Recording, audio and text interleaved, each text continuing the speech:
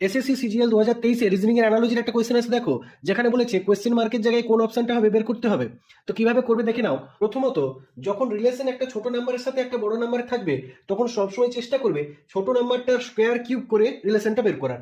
ঠিক আছে, তাহলে যদি আমরা 17 কিউব মাইনাস 17 স্কোয়ার করি, তাহলে 17 কিউব সমান কত?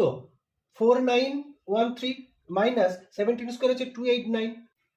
তাহলে দেখো কত আসছে, 9 4 13, 8 1 9, 2 2 1 3 6 4, 4624। দেখো মিলে যাচ্ছে। একইভাবে এটা দেখবো যদি লজিকটা স্যাটিসফাই করে, তাহলে এখানেও সেম লজিক ইউজ হবে। তাহলে 13 কিউব মাইনাস 13 স্কোয়ার, এবার 13 কিউব সমান কত?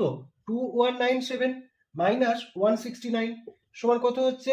9 8 17, 6 1 7, 7 2 9, 0 2। দেখো মিলে যাচ্ছে। তাহলে এই সেম প্যাটার্ন ইউজ হবে এই মিডিলটার ক্ষেত্রেও। এবার যদি অপশনগুলো দেখি, 4 কিউব মাইনাস 4 স্কোয়ার, তাহলে দেখো নাম্বারটা কিন্তু খুবই ছোট হয়ে যাবে, 180-র কাছে যাচ্ছে না। কেন যাচ্ছে না? 4 কিউব সমান আমরা কত জানি? 64। তো 180-র কাছাকাছি যাচ্ছে না, তো এটা হবে না। আচ্ছা, এবার দেখো 7 কিউব মাইনাস 7 স্কোয়ার।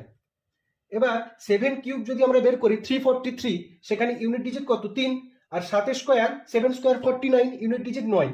তো 3 থেকে যদি আমরা এটা বিয়োগ করি, এখানে যাই নাম্বার থাকুক 343 থাকুক, তো এই ইউনিট ডিজিটটা এটা তো জিরো তো হবে না, তাহলে 180 তো আসবে না, তো এটাও হলো না।